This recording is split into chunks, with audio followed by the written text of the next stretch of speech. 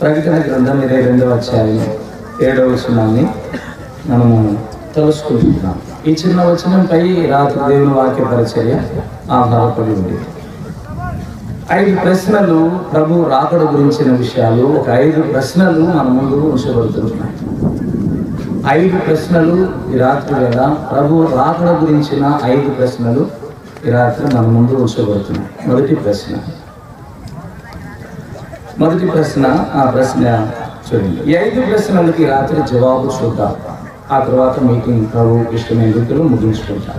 మొదటి ప్రశ్న, ప్రభు రాకడ ఎప్పుడు వచ్చును?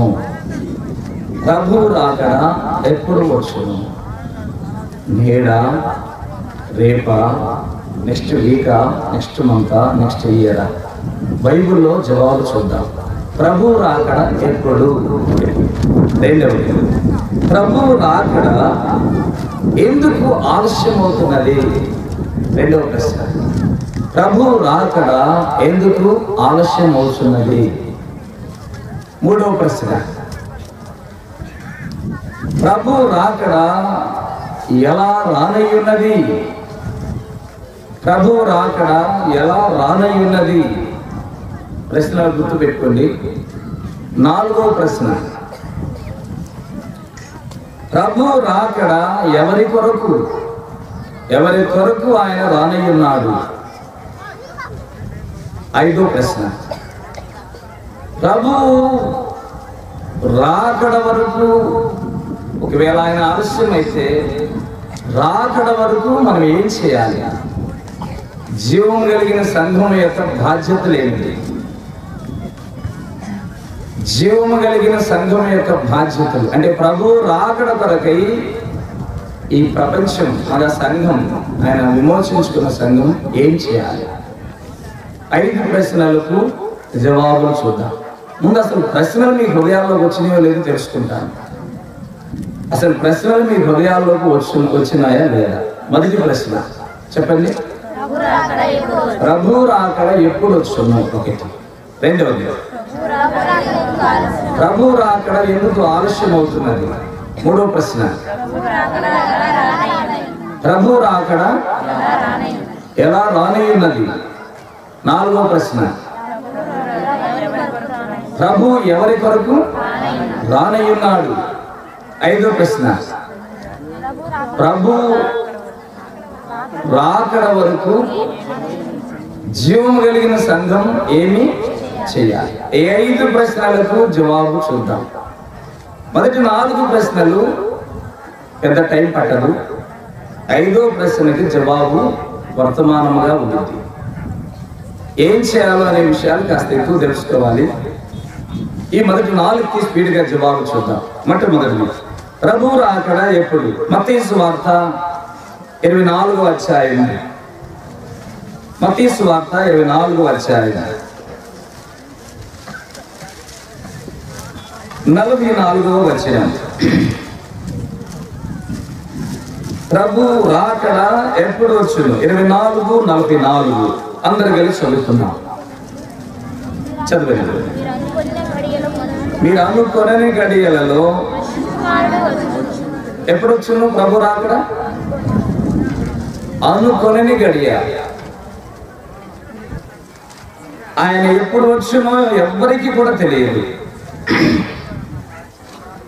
36వ వచనం, ఆ దినమును గూర్చి ఆ గడియను గూర్చి తండ్రి మాత్రమే ఎరుగును, కానీ ఏ మనుషుడైనను పరలోకమందరి దూతలైనను కుమారుడైనను ఎరుగరు. ఎవరికి కూడా తెలియదు. ఇది మొదటి ప్రశ్నకు జవాబు. మనిషి కుమారుడు ప్రభు రొద్దుగుంకినప్పుడు వచ్చును, అర్ధరాత్రి వేళ వచ్చును, కోడి కూయినప్పుడు వచ్చును, తెల్లవారునప్పుడు వచ్చును మనకి తెలియదు అని చెప్పినాడు. కనుక ఏ గడియో ఆయన రాకడ తెలియదు.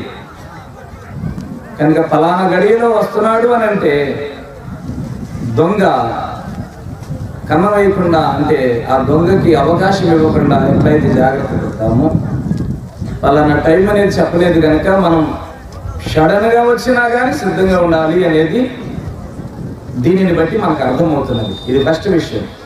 ప్రభు రాకడ ఎప్పుడు చెప్పండి? ఎప్పుడో ఎవరికి తెలియదు. రెండవది ప్రశ్న ఏమిటి? ఎందుకు ఆలస్యం అవుతున్నది? 2 పేతురు 3వ అధ్యాయం 9వ వచనం. ప్రభు రాకడ ఆలస్యం ఎందుకు అవుతున్నది? 2 పేతురు 3వ అధ్యాయం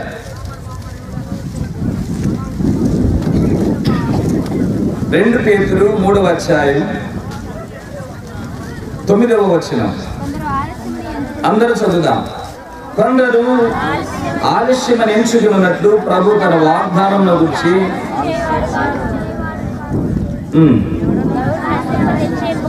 ఎవడునూ నశించక వలనని ఇచ్చేయింపక, నశించిపోవాలని ఇచ్చేయించక, కోరిక లేకుండా అందరూ మారు మనసు పొందవలనని కోరుచు మీ ఎడల దీర్ఘశాంతం గలవాడై ఉన్నారు. రెండవ ప్రశ్నకు జవాబు వచ్చినది.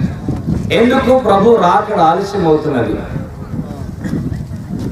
రెండవ ప్రశ్నకు జవాబు, రాకడకు ఆలస్యానికి కారణం ఏమిటి? ఒకటి,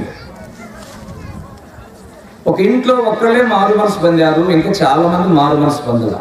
2 మారు మనసు పొందారు, 3 పొందారు, ఇంకా చాలా మంది మారు మనసు పొందాల. అందరూ ఒక ఇంట్లో మారు మనసు పొందాలి. తర్వాత కొన్ని ఏరియాలో మారు మనసు పొందలేదు చాలా మంది. అందరూ తర్వాత అందరూ అంతటా. మన గుంటూరు జిల్లా క్రైస్తవ జిల్లా అంటారు, క్రైస్తవుల జిల్లా అంటారు. అలానే ఇండియాలోకి వచ్చేసరికి ఆంధ్ర కూడా క్రైస్తవుల జిల్లా అని పేరుండేది. అలానే మొన్న కొన్ని ప్రాంతాల్లో చాలా మంది మారు మనసు పొందారు, ఇంకా చాలా ప్రాంతాల్లో మారు మనసు పొందిన వాళ్ళు ఉన్నారు. అలానే చాలా దేశాలలో మారు మనసు పొందిన వాళ్ళు ఉన్నారు. ఆ మారు మనసు పొందిన వాళ్ళ కొరకు ఆయన అందరూ అంతటా మారు మనసు పొందవలనని, మనుషులు నశించిపోకుండా ఉండాలని అందరి కొరకై ప్రభు రాకడ ఏమవుతుంది? ఆలస్యం అవుతున్నది.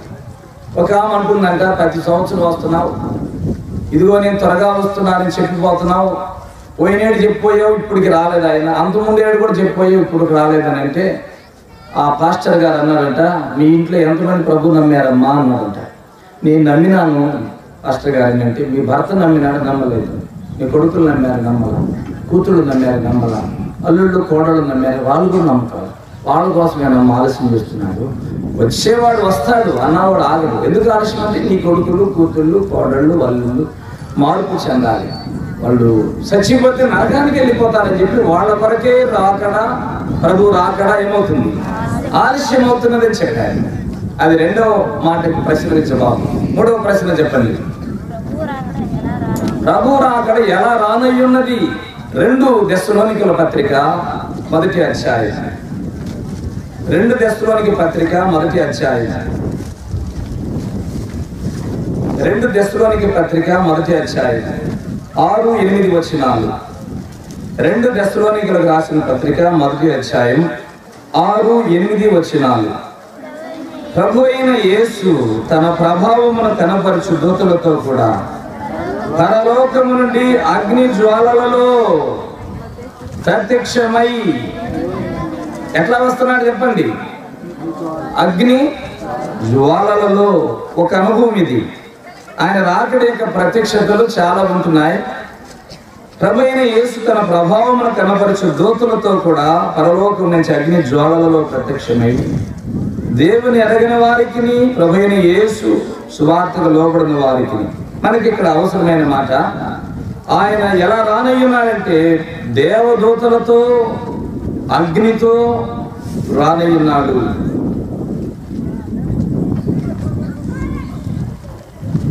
దేవదూతలతో అగ్నితో మహాప్రభావముతో రానయ్యున్నాడు.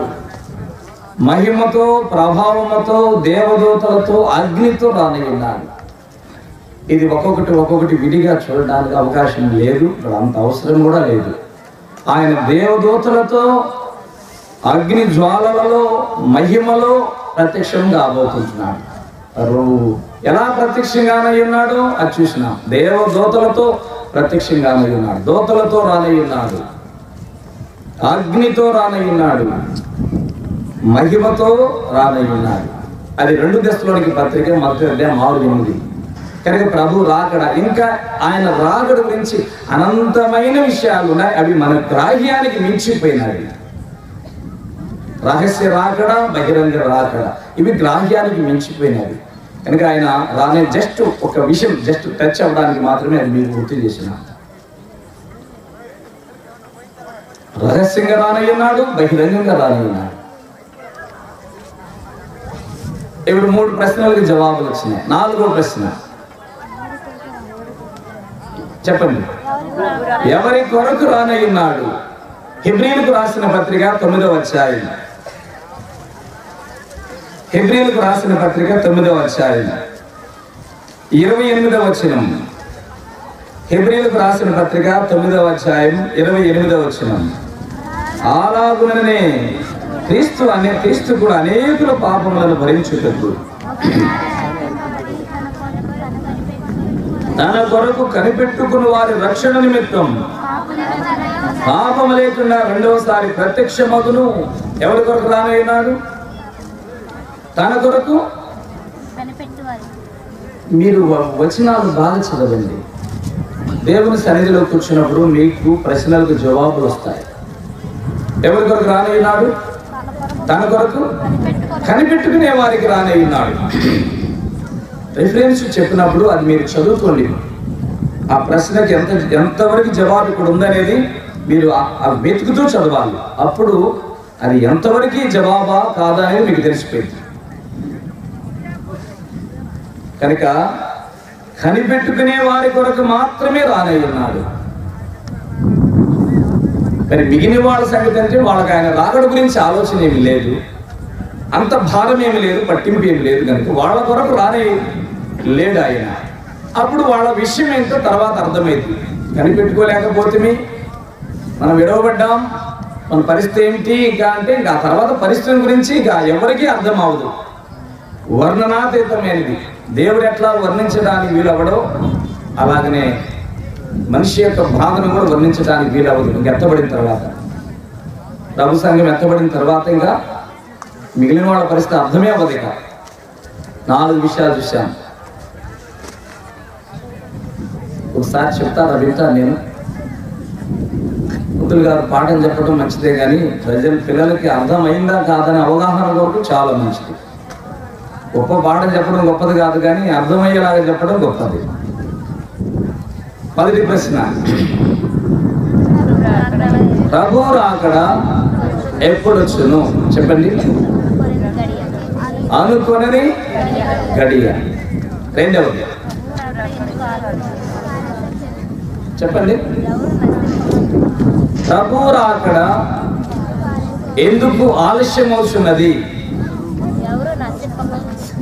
అందరూ అంతటా మారు మనసు పొందాలని ఆలస్యం అవుతున్నది. 3వది ప్రభు రాకడ ఎలా రానయ్యున్నది? 3 విషయాలు చూసినాను. దేవదూతలతో రానయ్యున్నాడు, అగ్ని జ్వాలలలో రానయ్యున్నాడు, మహిమతో రానయ్యున్నాడు. 4వ ప్రశ్న, ప్రభు రాకడ ఎవరి కొరకు? ఎవరు కనిపెట్టుకుంటున్నారో ఆయన కొరకు, వారి కొరకే రానయ్యున్నాడు. ఇప్పుడు 5వ ప్రశ్న ప్రాముఖ్యమైనది, దీనిపైనే వర్తమానం ఉన్నది, దాని దగ్గరికి వెళదాం. ఏంటి 5వ ప్రశ్న? ప్రభు రాకడ వరకు జీవము కలిగిన దేవుని సంఘం ఏం చేయవలెను? ప్రభునందు ప్రియమైన బిడ్డలారా, జీవము కలిగిన దేవుని చేతిలో పడుట ఎంతో భయంకరం. ప్రత్యేక కూడికలు జరుగుతున్నాయి. స్థానిక సంఘములో దేవుని సేవకులు వాక్యం చెప్తున్నారు. ఆదివారం కొరకై 2 వర్తమానాలు మనకుంటున్నాయి. మంగళవారం సంఘ ప్రార్థన కొరకై వర్తమానం, గురువారం బైబిల్ పఠనం కొరకైన వర్తమానం, స్త్రీల మీటింగ్లో వర్తమానం, ఉపవాస ప్రార్థనల్లో వర్తమానం, రాత్రంతా ప్రార్థనలో వర్తమానం, ఆయా సమయాలలో అక్కడక్కడ దేవుని వర్తమానం. ఇంకా ఇప్పుడు సెల్ ఫోన్లు వచ్చినాయి. సెల్ ఫోన్ల ద్వారా వర్తమానాలు. ఎంతవరకు ప్రభు రాకడకి తర్ఫీదు చేయబడుతున్నాం, ఎంతవరకు సిద్ధపడుతున్నాం? ఇవి కంటిన్యూగా జరుగుతూనే ఉంటాయి. ఒకవేళ ఈ రాత్రే ప్రభు వస్తే ఆ కనిపెట్టుకునే వారిని ఇట్లా తీసుకుని వెళ్ళిపోతాడు, మిగిలిన వారు ఇలాగనే ఉండిపోవాల్సి వస్తుందేమో. అలా జరగకూడదనేది దేవుని యొక్క ఆశ. అలా వద్దండి, అలా జరగకూడదు, అలా జరగకూడదు, అలా జరగకూడదు. ఆ బాధ మనం పడకూడదు, అది మనం అనుభవించకూడదు. ఆ రోజు మన కన్నీళ్లు తుడవగలిగే మనుషులు ఉండరు. సరదాగా ఆలయాలతో, సేవకులతో, విశ్వాసులతో, సంఘముతో, బైబిల్తో కాలం గడపవద్దు. జీవము కలిగిన దేవుని చేతిలో పడుట ఎంతో భయంకరం. ఒకవేళ ఇంతవరకు అలాంటివి సిద్ధపడకపోతే ఇక నుంచి అయినా ఏం చేయాలో అవి చేద్దాం, ఆ ప్రకారంగా జీవిద్దాం. రహస్యంగా అలాగా బ్రతుకుదాం, బహిరంగంగా కూడా అలాగా బ్రతుకుదాం. ఒకవేళ కాలయాపన చేసి ఆటలాడితే వారికే నష్టం కాకుండా ఉండాలనేది ప్రభు యొక్క కోరిక. మొదటి విషయానికి వద్దాం. ప్రభు రాకడ వరకు జీవము కలిగిన దేవుని సంఘం ఏం చేయాలి? ఫస్ట్ విషయం, ఫిలిప్పీలకు రాసిన పత్రిక 2వ అధ్యాయం. ఫిలిప్పీలకు రాసిన పత్రిక 2వ అధ్యాయం. ఫిలిప్పీలకు రాసిన పత్రిక 2వ అధ్యాయం 12వ వచనాన్ని మనందరం కలిసి చదువుదాం. ఫిలిప్పీలకు రాసిన పత్రిక 2:12.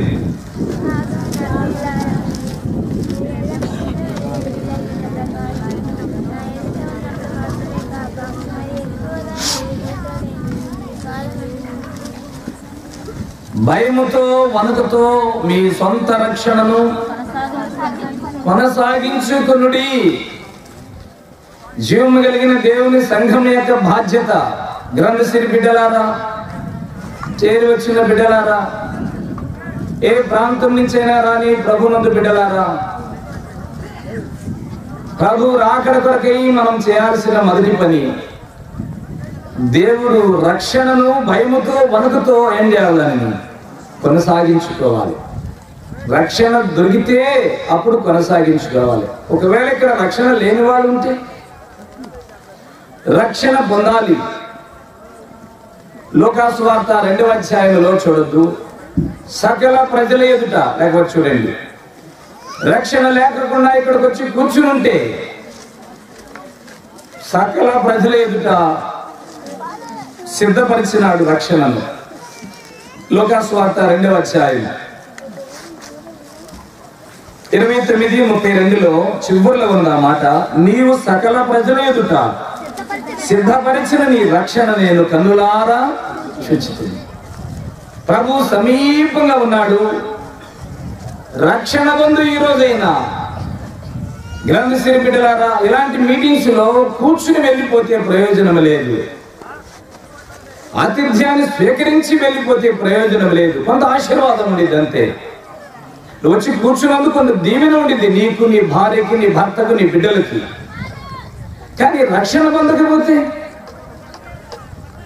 రక్షణానుభవంలోనికి రాకపోతే,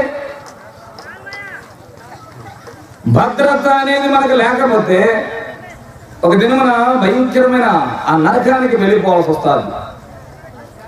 ఒక మందిరం డెడికేషన్ జరుగుతున్నది. ఇద్దరు ఆ డెడికేషన్ కి చాలా మంది వచ్చారు. మేము కూడా వెళ్ళాం.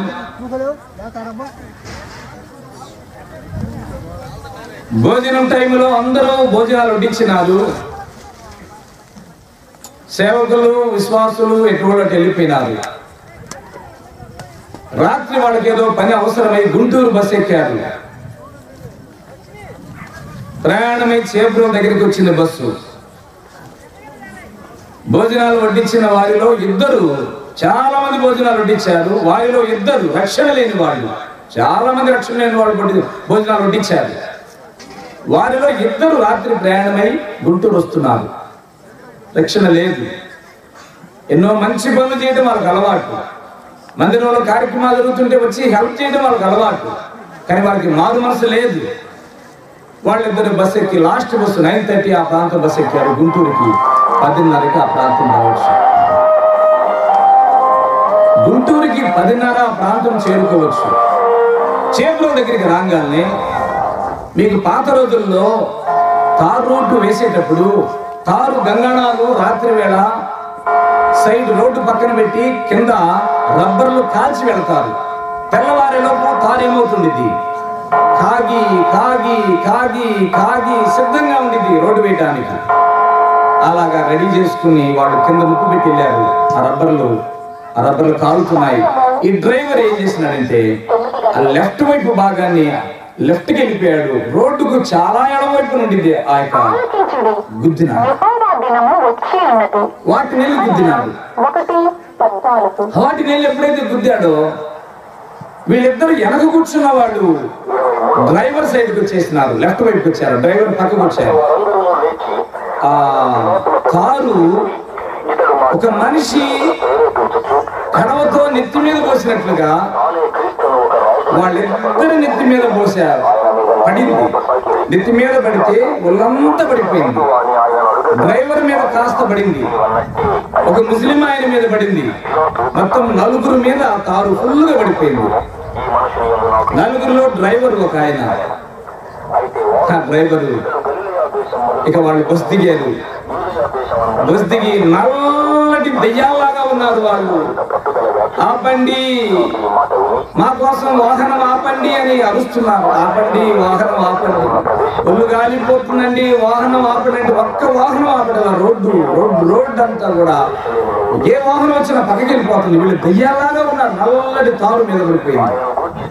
ఒక్క టిప్పర్ అతను ధైర్యం చేసి టిప్పర్ ఆపాడు. అన్లోడ్ చేసుకుని వస్తున్నాడు, టిప్పర్ ఆపాడు. ఆ టిప్పర్లో కొట్టుకుంటే తారు కాలిపోయింది అతను కూడా. ఆ టిప్పర్లో కాగితాలు మంచి అంటే మందపాటి పేపర్లు ఉన్నాయి. ఆ పేపర్లను అడ్డం పెట్టుకుని వీళ్ళని డోర్ల దగ్గర వెనక దగ్గర తీసుకెళ్ళి నెట్టినాడు. 4 కూడా లోపలికి నెట్టి జనరల్ హాస్పిటల్ తీసుకుంటే ఒక ఆయన 2 రోజులు చనిపోయినాడు. ఈ అన్నం వడ్డించిన వాళ్ళు 15, 20 రోజుల పాటు బ్రతికినారు. వీళ్ళిద్దరూ చనిపోయినారు. చనిపోక ముందు వాడు పడిన బాధ ఆక్రందన ఎవ్వరూ కూడా తీర్చలేని పరిస్థితి. డ్రైవర్ ఒక్కడే దెబ్బలు కొంచెం నైవే బాగా బతికినారు. ప్రభు నుండి బిడ్డలాగా రక్షణ లేకుండా ఎన్ని మంచి పనులు చేసినా ఎవరు ఆదుకున్నారు చెప్పండి? అయ్యో అయ్యో అని అందరూ అన్నారే కానీ ఎవరు మారు మనసు ఇచ్చారు? రక్షణ పొందకుండా దేవుని సంఘంలో ఎన్ని కార్యాలు చేసినా మనకి భద్రత రాదండి.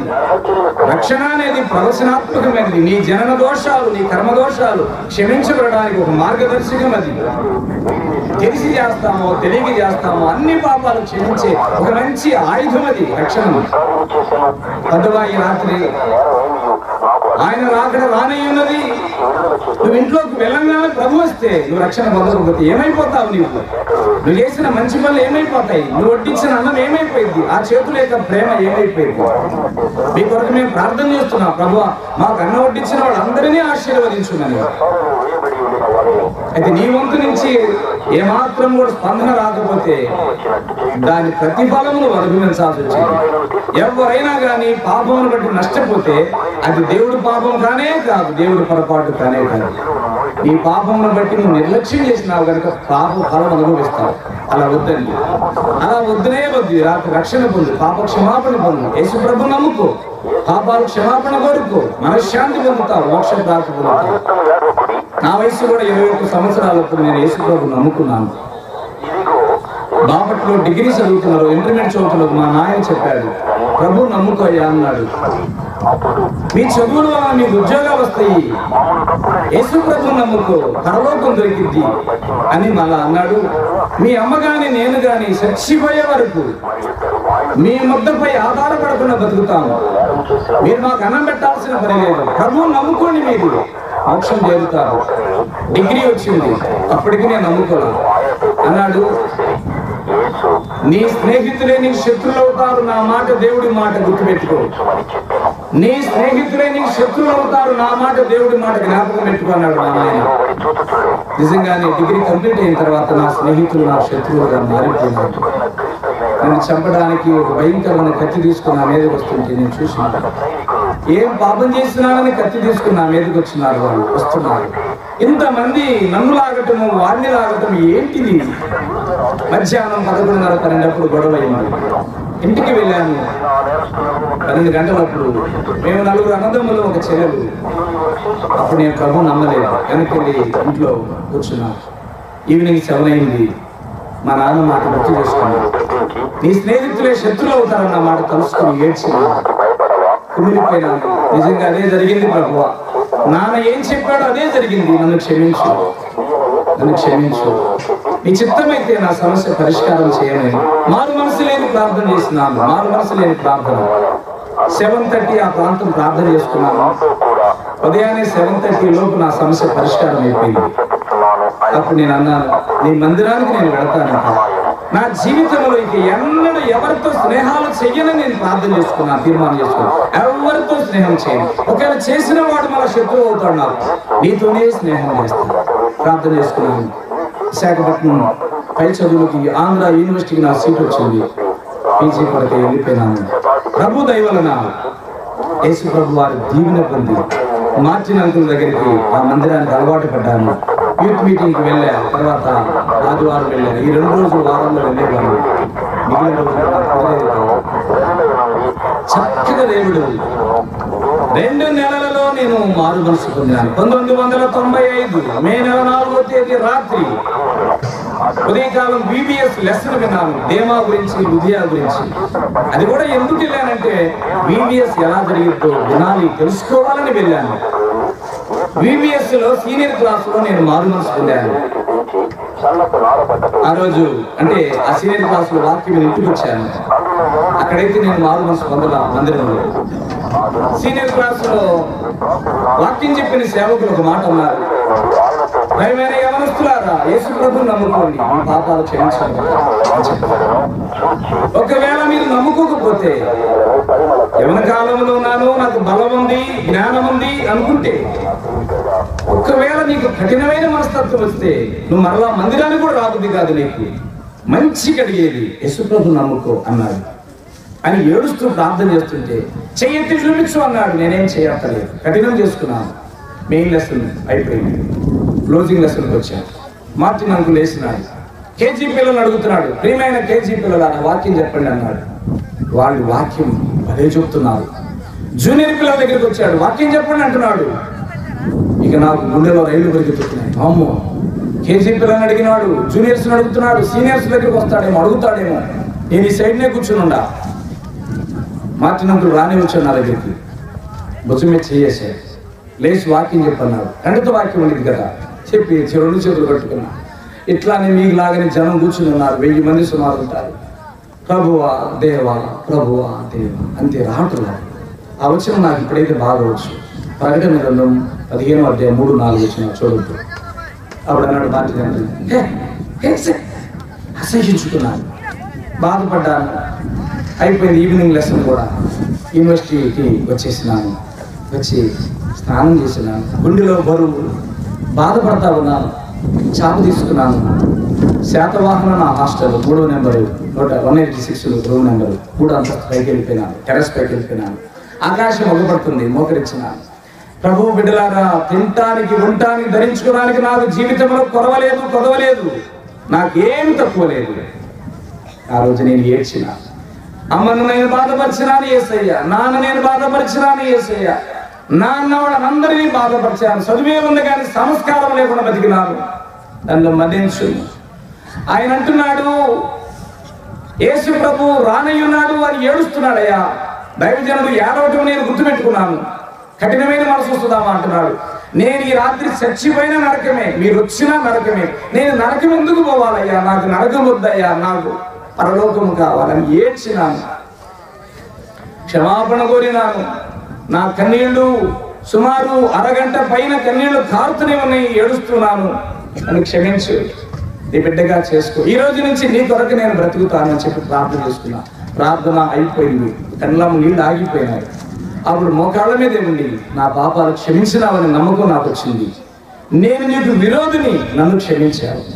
నా ఎడల విరోధులను కూడా నేను క్షమిస్తున్నాను అని చెప్పి మోకాళ్ళ మీద ప్రార్థన చేసుకుని పండుకున్నా.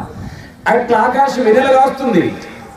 ఆకాశం ఎట్లా నిర్మలంగా ఉన్నదో బిడ్డ, నీ హృదయాన్ని నేను అలా నిర్మలంగా చేసినాను, ఏది మొదలుకు నేను నీతో మాట్లాడతాను అని చెప్పే అనుభూతి ఆ ఆకాశంలోంచి నేను విన్నాను. అంటే ఆ అనుభూతిని నేను పొందినాను. వెంటనే నా రూమ్మేట్ డబుల్ పీజీ చేస్తున్నాడు, నేను మొదటి పీజీకి వెళ్ళిన వాడిని. వెంటనే నన్ను పిలిచాడు, రాము అని. నా పాత పేరు రాముడు. అదే మందిరంలో 1995 మే 4వ తేదీ రాత్రి వేళ నేను మారు మనసు పొంది పాపాలు, అది మారు మనసు నాకు తెలియదు. వెంటనే రెండో రోజు మళ్ళా శాలెంకి వెళ్ళాను. ప్రొసిషన్ మా టీచర్ అంటుంది, మీరు ఎవరైనా కానీ మీలో ఈ యూఎస్లో మారు మనసు పొందింటే మీ పేర్లు ఇవ్వండి, మీ పేరు ప్రకారంగా మీరు ఎవరైనా కానీ సిస్టర్స్ ప్లీజ్ సిస్టర్స్ ఇలాగా దాటకూడదు. అమ్మా ఆ బ్రదర్స్ ఎలిషా నువ్వు వచ్చి తీసుకెళ్తున్నావా, ఇట్లా దాటటం ఇట్లా రావటం మంచిది, క్షమించండి, బయటికి వెళ్ళాలంటే అటు వెళ్ళటమే. క్రమశిక్షణతో ఉంటే మన మధ్య దేవుడు పనిచేస్తాడు.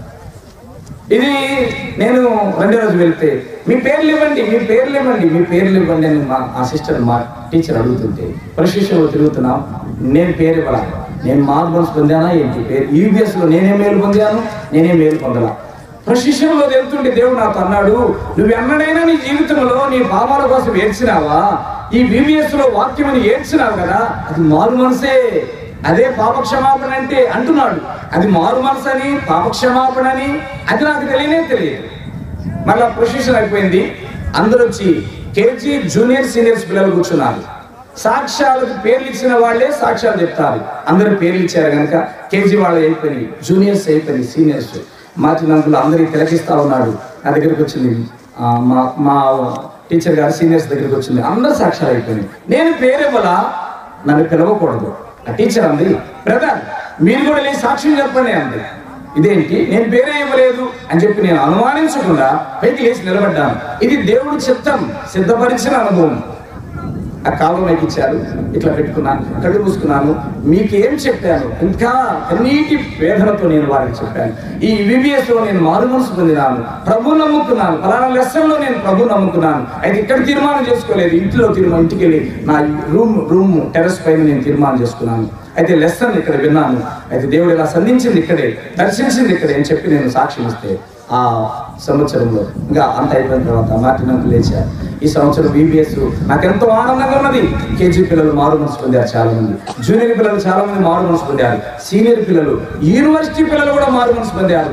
నేను ఎంతో సంతోషపడుతున్నాను అన్నాడు. ప్రభునందు బిడ్డలారా, నేను మారు మనసు పొందిన, నా పాపాలు క్షమించినాడు, నా దోషం మన్నించినాడు, రక్షణ పొందినా.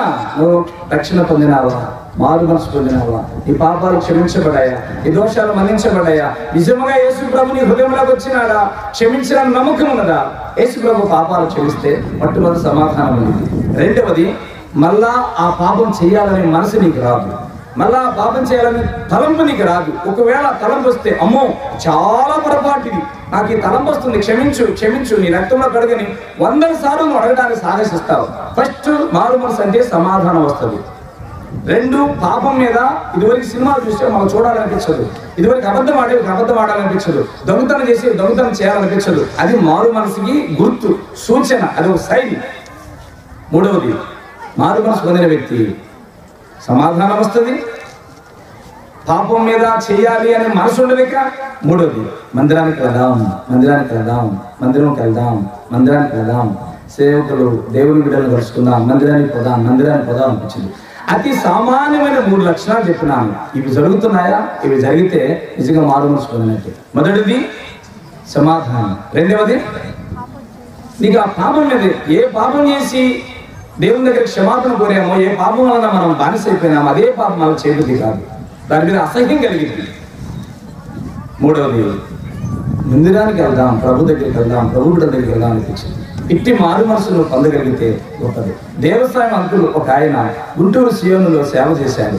ఆయన మారు మనసు గురించి ఒక మంచి సూచన చెప్తాడు, వినండి, చెప్తున్నాను. ఇలా నిలబడ్డాం, నాకు దిక్కులు తెలియదు, మీరేం కన్ఫ్యూజ్ అవ్వద్దు. ఇదే దిక్కు, నాకు మీరేం జవాబు చెప్పొద్దు. ఇలా తిరిగిన మనిషి, ఇది పాపం, ఇలా తిరిగితే మారు మనసు అన్నాడు. ఇంకొక మాట, ఇలా తిరిగితే మారు మనసు కాదు. ఎందుకంటే ఈ పాపము కాస్త ఏమవుతుంది, మనకి ఈ దిక్కు మనకేమవుతుంది, కాస్త అగపడుతుంది. ఇలా తిరిగినా మారు మనసు కాదు, ఎందుకంటే ఈ దిక్కు మనకు కాస్త అవపడుతుంది. కనుక ఇది పాపము దిక్కు. ఇటు తిరిగినా మారు మనసు కాదు, ఇటు తిరిగినా మారు మనసు కాదు, ఇటు తిరగాలి. పాపానికి పూర్తిగా వ్యతిరేకంగా తిరిగితే అది మారు మనసు అని చెప్పినాడు ఆయన. ఎప్పుడు చెప్తూ ఉంటాడు ఆయన, ఏదో ఒక మీటింగ్ లో పంచుకుంటాను ఉంటాడు. ఇటు తిరిగితే ఈ దిక్కు అవపడిందా చెప్పండి, అవపడిందా, అగపడదా? అది మారు మనసు అంటే. ఇంగ్లీష్ లో కూడా అది మంచి పాట ఉంది. కనుక ఈరోజు ఇంకా నువ్వు మారు మనసు పొందకపోతే నువ్వు అన్నం వడ్డించవచ్చు, మరి మంచి బియ్యపు కట్టలు ఇవ్వచ్చు, కూరగాయలు ఇవ్వచ్చు, చికెన్ ఇవ్వచ్చు, ఇంకేదో సేవకులను విశ్వాసులను ప్రేమించి చేయొచ్చు. ఇదంతా రక్షణకు ఆధారం కాదు. మారు మనసు పొందకుండా డెడికేషన్ లో ఆ ఇద్దరు బిడ్డలు వడ్డించినా గానీ వాళ్ళు శిక్ష తప్పించుకోనలేదు. ఎవడైనా నువ్వు క్రీస్తునందున ఎడలా వాడు నూతన క్రీస్తులోనికి రా, క్షమాపణ కోరుకో, ప్రభు బిడ్డ బాబు, అప్పుడే నువ్వు రక్షణ పొందుతావు. కనుక పాపం విషయంలో పశ్చాత్తాపడకుండా ఎన్ని మంచి కార్యాలు చేసినా మన నీతి క్రియలు దేవుడి దృష్టిలో మురికి గుడ్డ పేలికలతో సమానం. ఇది మొదటి అనుభవం. ఇంకా ముందుకు వెళ్ళిపోతున్నా. ప్రభు రాకడు ఇట్లా రక్షణ పొందిన బిడ్డ ఈ రక్షణలో ఏమవ్వాలంట, అడుగడుగున కొనసాగించుకో. రక్షణను ఏం చేయాలి, కాపాడుకోవాలి. భయముతో వణుకుతో ఈ రక్షణను కాపాడుకోవాలి. మరి ఈ రక్షణను కాపాడుకోవాలంటే ఎడు చూడాలి, సేవకులంగా చూడాలా, విశ్వాసులంగా చూడాలా, మందిరం అంగా చూడాలా, ఆకాశం అంగా చూడాలా, లేకపోతే మంచి పెండాలంగా చూడాలా? అదిగో అంత ఎత్తులో వాడి మిడికిలు పెట్టారు, మనం పెట్టలేకపోతున్నాం, దిగులు పడతా ఉండాలా? ఏం చేయాలి చెప్పండి? ఈ రక్షణ కొనసాగాలంటే ఏం చేయాలి? ఇంతకీ ఏం చేస్తే రక్షణ కొనసాగింది? సేవకులంగా చూడాలా, విశ్వాసులంగా చూడాలా, మందిరంగా చూడాలా, టెంట్లంగా చూడాలా, ఆడ జరుగుతున్నాయి మాకు జరగట్లేదని ధ్యానం చేసుకుంటా నిరుత్సాహపడాలా? ఏం చేయాలి చెప్పండి? రక్షణ కొనసాగాలంటే వీటంగా చూడకూడదు. హెబ్రీ పత్రిక 12వ అధ్యాయం 1-2 వచనాలలో అక్కడ 3 విషయాలు ఉన్నాయి. ఇంగ్లీష్ లో 3 సంగతులు ఉన్నాయి, తెలుగులో 2 సంగతులు ఉన్నాయి. విశ్వాసములకు కర్త, దానిని కొనసాగించేవాడును, 3వ మాట దానిని ముగించువాడు. చాలు ఆ 3 మాటలు. తెలుగులో విశ్వాసమున కర్త, దానిని కొనసాగి. ఇంగ్లీష్ లో విశ్వాసానికి కర్త, దానిని కొనసాగించేవాడు, దానిని ముగించేవాడు అని ఉంది. కనుక మన రక్షణ కొనసాగాలంటే ఎడు చూడాలి? ఇప్పుడు యేసు రక్షణ వచ్చిన యేసు ప్రభు ద్వారా, రక్షణ యేసు ప్రభు ద్వారా వస్తే కొనసాగేది కూడా యేసు ప్రభు ద్వారానే. ఇంక ఎవరి వైపు మనం చూడకూడదు. ఈరోజు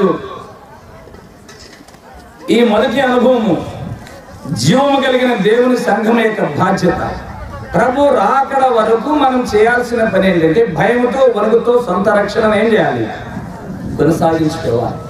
కనుక సులువుగా చిక్కులు పెట్టే పాపాలు ఈ రక్షణ ఆనందాన్ని తీసివేస్తాయి. దావీదు చిన్న పొరపాటు చేస్తే, అయ్యా నీ రక్షణ ఆనందమును నా నుంచి తీసివేయొద్దయ్యా, కొనసాగించుకోలేకపోయినాను, పొరపాటులో పడిపోయినాను, నన్ను క్షమించయ్యా, నన్ను క్షమించయ్యి ఏడ్చినాడు. ఆయన కన్నీళ్లు ఆ రక్షణలో కొనసాగకపోతే వచ్చే నష్టమేంటో ఆయన తెలుసు కనుక ఏడ్చినాడు, నన్ను క్షమించయ్యా, రక్షించబడినాను. మీలో చాలా మంది ప్రభు బలలో ఈ రోజు కూడా పాల్గొని వచ్చారు. రేపు పొద్దున సినిమాలు కూడా చూస్తారు. మీరు సినిమా హాలు పోరలేదు నాకు తెలుసు. ఎందుకంటే ఈ రోజుల్లో క్రైస్తవులు నిష్ఠా గరిష్ఠులైన క్రైస్తవులు, సినిమాలు పోయే క్రైస్తవులు హాల్లోకి అసలు హాల్ ఆడడం ఇప్పుడు మూసేస్తారు. ఇళ్ళే ఒక సినిమా హాళ్ళుగా మారిపోయింది. ఈ టీవీలు వచ్చినాయి అనుకుంటే టీవీల కంటే మించిపోయి వచ్చినాయి. ఇప్పుడు ఒక్కొక్క బ్రదర్ కానీ, ఒక్కొక్క సిస్టర్ కానీ, లేకపోతే ఒక్కొక్క ఇంట్లో ఈచ్ వన్ ఒక్కొక్క ఫోన్, సెల్ ఫోన్. ఈ సెల్ ఫోన్ లో ప్రపంచమే చూస్తున్నారు. ఏ విధంగా మనిషి ఖరాబ్ అయిపోతుంటున్నారు. రక్షణ పొందిన వాళ్ళు కూడా చూడకూడనివి ఆ సెల్ ఫోన్ లో చూసుకుంటున్నారు. రక్షణ కొనసాగుతున్నదా అండి? రక్షణ కొనసాగుతున్నదా? వాటికి అద్దులున్నాయా? కళ్ళు చూడకూడనే చూస్తున్నాయి, చెవులు వినకూడనే వింటున్నాయి, నోరు ఇంత ఈ యొక్క ప్రాణాత్మ దేహంతో ఎన్నో అనుభూతులను ఆ సెల్ ఫోన్ల ద్వారా, టీవీల ద్వారా అనుభవిస్తూ రక్షణ ఆనందం పోయి ఇంకేం పోతా? ఈ పూట మందిరానికి పోతే ప్రార్థన కూడా చేయలేను, సేవకుడు ఎదుటి వాళ్ళందరూ ఆమెనంటూ నేను పాపం చేయించిందని అవుతాను, చేయించిన అవుతానని చెప్పి చాలా మంది మందిరానికి రాబోద్ది కాదు. ఎందుకంటే ఇంట్లో ఖరాబ్ అయిపోయి అపవిత్రమైపోయి. నిజంగా నువ్వు మారు మనసు పొందితే ఈ గ్రంథశిలో మీటింగ్ లో కాలు పెట్టావు, మరలా వెళ్ళి సినిమా చూడబాక. దేవుని మూలంగా పుట్టిన వాడు పాపము చెయ్యడు. 2వ మాట చెయ్యజాలడు. ఎందుకని? వాడు తను దేవుని బీజం అర్థంలో ఉండును కనుక అతడు పాపము చెయ్యడు. ఒకవేళ శోధన వస్తే తను తాను భద్రపరుచుకొను, శోధించబడే వారికి సహాయపడే దేవుడికి అప్పగించుకుంటారు. చెల్లి సినిమాలు చూడవద్దండి. ఒక ఇంటికి వెళ్ళాము, ముస్లిం ఇల్లు అది, ప్రభు నమ్ముకున్న ఇల్లు. మందిరానికి వస్తున్నారు, కాలు పెట్టగానే ముస్లిం భాషలో టికే అంది ఆ సిస్టర్, పెద్ద సిస్టర్. టికే అనగానే ఆ సిస్టర్ లేచి, కూతురు లేచి ఏం చేసినట్టు లైట్ ఆపింది. టీవీ ఆపల, టీవీ ఆల్రెడీ రన్నింగ్ లోనే ఉంది, ఆ టీవీ ఆపల. ఇంకెందుకు లేక అప్పుడు మీరు చూసినానే, ఇంకేం బాధపడాల్సిన పని ఏం లేదు, చూసినానే అని చెప్పిన. ఇంకొక ఇంటికి వెళ్ళినాం. ఆ ఇంటికి పోతే ఆ ఇంట్లో ఆ బ్రదర్ గారు వాక్యం చెప్తాడు, ప్రతి ఆదివారం అప్పుడప్పుడు బయటికి పంపిస్తుంటాం. సిస్టర్ గారు ఆన్ డ్యూటీలో ఉంది. ఏంటది? టీవీ. మీరా రండి బ్రదర్, పైసలు అన్నాడు, ఆపల. అది ఆల్రెడీ నాకు కనపడుతుంది. ఈ రోజుకి గుండెలో బరువు. ఇటువంటి వాళ్ళు ఏంటి, అయ్యో వీళ్ళకి మేము ఎంత సేవ చేయటం ఏంటి, మార్పు రాకపోవటం ఏంటి అని బాధపడతా ఉంటాం. మేమేమైనా చూస్తే మేము ఇచ్చింది కోసుకోవచ్చు, మేము సినిమా చూసి మీకు ఏమైనా వాక్యం చెప్తున్నాము. ఒకరోజు బక్సింగ్ హైటెక్ లగ్జరీ బస్సులో ప్రయాణం చేస్తున్నారు. పరిఫీలో ఉన్న సేవకుడు కూడా ఆయనతో తీసుకెళ్ళాడంట. ముందు కూర్చున్నాడు. పరిఫీలో ఉన్న సేవకుడు ఆయన వెనక కూర్చున్నాడు, బక్సింగ్ గారు ముందు కూర్చున్నాడు. ఆ లగ్జరీ బస్సులో సినిమా టీవీ ఉండేది కదా, అది బక్సింగ్ గారు దాని వెనకే చూస్తున్నాడంట, ఎదురుగా టీవీ వెనకే చూస్తున్నాడంట. ఈ తరగతిలో ఉన్న సేవకుడు ఏంది ఈ సినిమా చూస్తున్నాడు, నేనేందుకు చూడకూడదని సినిమా చూడటం మొదలుపెట్టాడు. మధ్యలో బక్సింగ్ అంతా చూస్తున్నాడు, అదే చూస్తున్నాడంట ఆయన, ఆ టీవీ వెనకే చూస్తున్నాడు. పర్వాలేదు ఆయన చూస్తున్నాడని ఈయన మొత్తం చూసినాడంట. అంత అయిపోయిన తర్వాత బస్ దిగి ఇంకా బస్ దిగి వస్తున్నాడు. అదే 11కి ఆపేస్తారు టీవీ, బదులు అప్పుడు బస్సు అంటానంట, అంతా చూసినావు అన్నాడు. సరే, ఇంకొక ఆశ్చర్యం ఏంటంటే ఈయన పైకి లేచి ఏంది సినిమా అయిపోయిన అంకులు మాకు పట్టానే ఉందని పైకి లేచి బయటకు వస్తే అంకులు అంక తిరిగి చూశాడంట. ఆయన కళ్ళు మూసుకున్నాడు. కళ్ళు మూసుకుని తెల్లవారు ప్రార్థన చేసేవాళ్ళు దైవజనుడు ఆయన. అప్పుడే కుంగిపోయినాడు ఆయన, అప్పుడే అయిపోయింది ఆయన పని. ఇంకేం చెప్పేది లేదు. రక్షణలో కొనసాగుతున్నామా, భయంతో వణుకుతో పౌలు వచ్చినప్పుడు ఒక రకంగా ఉంటారు, పిలిపిలు పౌలు లేనప్పుడు ఒక రకంగా ఉంటారు. అందుకని అన్నాడు, నేను ఉన్నప్పుడే కాకుండా నేను లేనప్పుడు కూడా భయంతో వణుకుతో సొంత రక్షణను కొనసాగు. మనుషుల ముందు దాన్ని నటనలాగా చూస్తాం. నేను రక్షణ పొందాను, మనుషుల ముందు ఒక రకంగా, మనుషులు లేనప్పుడు ఒక రకంగా. అలాగా వేషధారణతో ఉండవద్దండి. రక్షణ కొనసాగించుకోండి. తెలా బస్ దిగేటప్పుడు అన్నాడు, ఎంతో పశ్చాత్తాపడ్డాడు, బ్రదర్ క్షమించండి, థ్యాంక్ యూ అన్నాడు. అది మనస్సాక్షి. సినిమాలు చూస్తాడు బక్సింగ్ గారు. ఫస్ట్ విషయం, ప్రభు వైపు చూడండి. ప్రభు చేయగలిగితే చెయ్యండి, ఆయన చేయడు కదా. రెండో విషయానికి వస్తుంటున్నాం. భయంతో వణుకుతో ప్రభు రక్షణను కొనసాగించగలడం జీవం కలిగిన సంఘం యొక్క బాధ్యత. ఆయన రాకడ కొరకై మనము ఎలా సిద్ధపడాలని అంటే, రక్షణను భయంతో వణుకుతో ఏం చేయాలి, కొనసాగించుకుంటూ ఉండాలి. ఎంతో మంది రాలిపోయినారు రక్షించబడి కూడా, దాన్ని కొనసాగించుకోలేకపోయినారు. ఉదాహరణకి ఐగుప్తు నుంచి బయలుదేరింది చాలా మంది, మధ్యలో రాలిపోయినారు. రక్షణను ఏం చేయలేకపోయినారు, వాళ్ళు కొనసాగించుకోలేకపోయినారు. కనాను దేశం పరలోకానికి అలంకార భాష అయిన ఆ కణాలలో వాళ్ళు ప్రవేశించలేకపోయినారు. అక్కడ కొంతమంది రకరకాల పాపాలు రాలిపోయినారు. రెండో విషయాన్ని చూద్దాం. 1 కొరింథీ 16వ అధ్యాయం 22వ వచనం. 16వ అధ్యాయం 22వ వచనం. ఎవడైనా ప్రభువును ప్రేమింపకుంటే వాడు శపింపబడును గాక. ప్రభు వచ్చుచున్నాడు. కింద మూల భాషలో ప్రభు వచ్చుచున్నాడు అని అంటే, ప్రభు వచ్చుచున్నాడు, ప్రభు వచ్చి ఉన్నాడు, ప్రభువారము. భూతకాలం, వర్తమాన కాలం, భవిష్యత్ కాలం, 3 మాటలు ఉన్నాయి ఇక్కడ. ప్రభు వచ్చుచున్నాడు, వచ్చి ఉన్నాడు, ప్రభువా రమ్ము. వచ్చినాడు, వచ్చుచున్నాడు, రమ్ము అని పిలుస్తుంది. పై రండి. వచ్చుచున్నాడు గనక, వచ్చినాడు గనక, రావాల్సి ఉన్నాడు గనక ఇప్పుడు ఏం చేయాలి మనం? 22వ వచనం. ఎవడైనాను ప్రభువును ప్రేమింపకుంటే చాలు. కనుక ప్రభు రాకడకు రానయ్యున్నాడు గనక మనం ప్రభువుని ఏం చేయాలి? మనము ప్రేమించాలి. గుర్తుంచుకోనండి, రాకడకి రెడీ అయ్యే మనము ఆయన రాకడ కొరకై సిద్ధపడే మనము ఆయనను ప్రేమించాలి. ఇది రెండవ అనుభవం.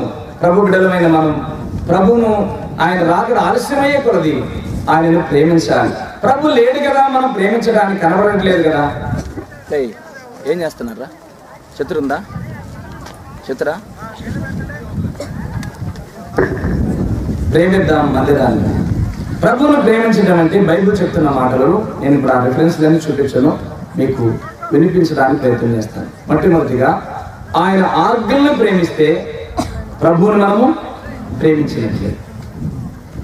ఆయన మందిరాన్ని ప్రేమిస్తే నీ తేజోమహిమ నిలుసు స్థలమును నేను ప్రేమించుచున్నాను.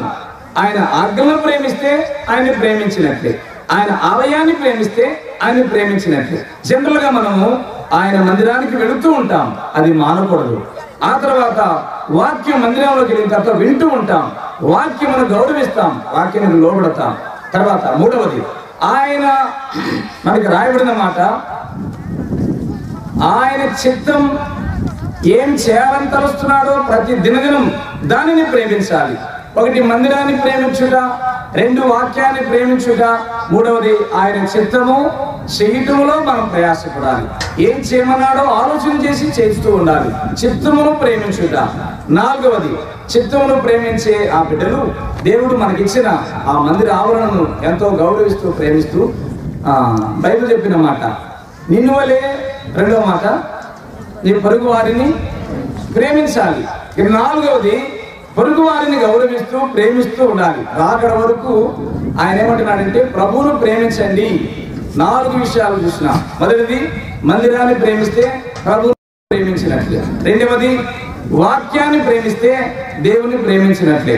మూడవది, దేవుని చిత్తం ఇదిగో ఇది చేయమని ఆజ్ఞాపిస్తున్నాడు, అది చేస్తే ప్రభువును ప్రేమించినట్లే. నాలుగవది, మనకి ఎంతో మందిని సహవాసంలో ఇచ్చాడు, పొరుగు వారిని ఏం చేయాలి? మనం కనబడే వాళ్ళని ప్రేమించకపోతే కనబడమే దేవుని ప్రేమించినట్లు కానే కాదు. కనబడే ఈ నరుని గౌరవించు, ఈ నరుని ప్రేమ చూపించు. ఆదివారం అంతా, ఈరోజు కూడా ఆదివారం రుచి చూసి వచ్చుంటావు. మేము మాకు బైజరాడు చెప్తున్న మీరు అందరికీ చెప్పండి అంటాం. ఈయనకేమో సేవకులకేమో ఇట్లా ప్రైజ్లాడు చెప్పి ఎవరికేమో చేయండి. అర్థమవుతున్నా? మళ్ళీ చెప్తున్నా. సేవకునికేమో 2 చేతులు ఎత్తి దండం పెడతారు, ఈయనకేమో చేయిస్తారు. అంటే ఏంటి దాని అర్థం? నీకు ఇదే ఎక్కువ, తీసుకో అక్క వద్దా ఈ కర్మ ఇది అంతే. ఈ రోజు కూడా అదే జరుగుతుంది. ఏం ఈయనకి పెట్టిన దండం ప్రభువే చెప్పాడు కదా, ఒకరికి ఒకటి ఏం చేయాలి? వందనములు చేసుకోండి. ఈ కనబడే ఈయనకే అంత గౌరవం అయినప్పుడు దేవునికి గౌరవిస్తున్నామంటే ఎలా నమ్మగలం? అది మొదటి యోహాను 4:18-19-20 వచ్చినారంటారు. కంటికి కనబడే నరుని ప్రేమించిన వాడు కనబడని దేవుడిని ప్రేమించాడు. ఐదవది, ప్రభు ఇలాగ ప్రేమించమని కోరుతున్నాడు కనుక నువ్వు వాటిని ప్రేమిస్తూ సాగిపోతూ ఉండాలి. 5వ అనుభవము చాలా మంచిది, విలువైనది. శ్రమలను ప్రేమించాలి. ప్రేమిస్తారా? ఇష్టపడతారా? 5టిని ప్రేమించాలని జ్ఞాపకం చేస్తున్నాను. ఫస్ట్ 1 మందిరం, 2 వాక్యం, 3 చిత్తము. వాక్యం దేవుని చిత్తాన్ని చూపించింది, అది చెయ్యాలి. 4 తోటి సహోదరులను సహోదరులను, ఇంట్లో భర్తను భార్యను బిడ్డలను ప్రేమించాలి. 5 శ్రమలను ప్రేమించు. కష్టం వచ్చినా, నష్టం వచ్చినా, నింద వచ్చినా, అవమానం వచ్చినా ప్రేమించు. ఆ రిఫరెన్సులు మనకు ఉంటున్నాయి, మనకు చాలు. 3వ మాటకి వెళ్ళిపోదాం స్పీడ్గా. కనుక ప్రభువు ప్రియమైన సంఘమా, శ్రమానుభవాలను గౌరవించు. మనకి బక్సింగ్ అందులో గొప్ప మాదిరి. ఎన్ని శ్రమలో, ఎన్ని ఇరుకులో. ఒకరోజు బక్సింగ్ గారు మందిరంలో వాక్యం చెప్తూ, సిస్టర్స్ వైపు బ్రదర్స్ వెళ్ళొద్దు, బ్రదర్స్ వైపు సిస్టర్స్ వెళ్ళొద్దు అని చెప్తుంటే, ఒక బ్రదరు ఆ సమాజ కూడికలలో సిస్టర్స్ వైపు వెళ్ళి వాళ్ళ అమ్మ ఏడుస్తుంటే వాళ్ళ అమ్మాయిని ఎత్తుకుని బుజ్జగిస్తున్నాడు. వాళ్ళ అమ్మ ఎక్కడికి వెళ్ళిందో. ఇక వెంటనే బక్సింగ్ గారు పులిపేది దిగి పరిగెత్తుకుంటూ వెళ్ళి చంపబెట్టి బెళ్ళను కొట్టాడు.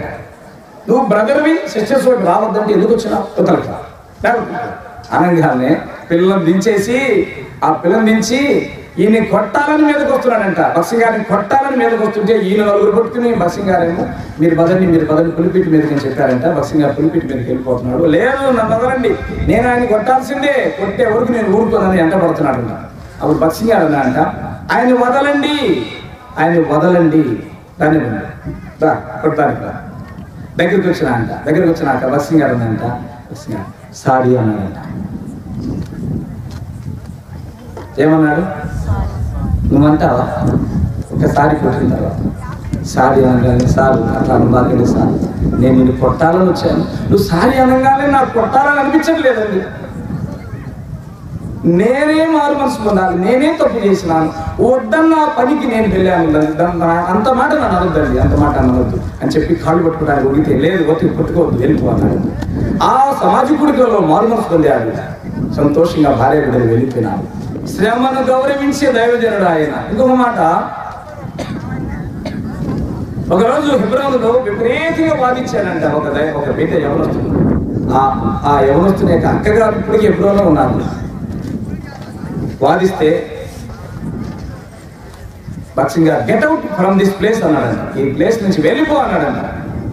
అప్పుడు వెంటనే ఆ పిల్లోడు అన్నాడంట యవనస్తుడు, this is my father's house, ఇది నా తండ్రి ఇల్లు, వెళ్ళమనడానికి నువ్వెవరివి అనగానే వెంటనే బక్సింగ్ గారు సారీ నో వెళ్ళొద్దు, ఇది నీ తండ్రి ఇల్లే. సరే. బక్సింగ్ గారు బాధపడ్డాడు, వేదన పడ్డాడు, భరించుకున్నాడు, కానీ వాదన బాధ పెట్టాడు. ఆయన తప్పు మాట్లాడాడు ఆ యవనస్తుడు, ఆయనతో వాదన పెట్టుకున్నందుకు కోపం వచ్చి వెళ్ళిపో అన్నాడు. వెళ్ళిపోనగానే ఇది నా తండ్రి ఇల్లు, నేను వెళ్ళనన్నాడు. సారీ తండ్రి ఇల్లే. సరే. ఈయన నొప్పులు భరించుకుని సహనముతో ఓర్పుతో ఆ హెబ్రోనును కట్టగలిగినాడు. ఏం శ్రమను ప్రేమించడం కష్టమా అండి? ఒక మాట అనిపించుకోవడం కష్టమా? ఒక నింద అనిపించుకోవడం కష్టమా? కడుపులో పెట్టుకోవడం కష్టమా? శ్రమలను ప్రేమించు. 5 విషయాలు జ్ఞాపకం చేసుకోండి ఈ 2వ భాగంలో. కనుక ప్రభు వచ్చుచున్నాడు, ఆయనను ప్రేమించండి. సంగమా కొరింథీయులారా, ప్రభును ప్రేమించండి. ఆయన వచ్చినాడు, ఇదిగో వచ్చుచున్నాడు, రానయ్యున్నాడు. ఇవన్నీ మీకు తెలుసు కదా, ఎందుకు మీరు ఇంకా ఆయన ప్రేమించట్లేదు? 5 విషయాలు. మొదటిది ఏంటి? ఆలయం. 2వది వాక్యం. 3వది చిత్తం, తండ్రి చిత్తం. 4వది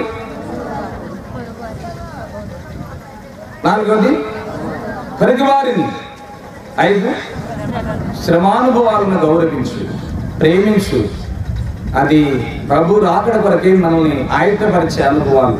ఇక బైబిల్లో మనకి కింద ఉంటే నేను ప్రత్యేకంగా ఒక 5 ఏరి వాటిలోంచి కొన్ని విషయాలు మీకు జ్ఞాపకం చేస్తున్నాను. ప్రభు రాకడను ప్రేమించడానికి 2వ అనుభవం ప్రభువును ప్రేమించాలి. 3వ అనుభవంలోకి వెళ్ళిపోతున్నాం. దేవుని యొక్క వాక్యమైన బైబిల్లో నుంచి 3వ సంగతి చూడండి.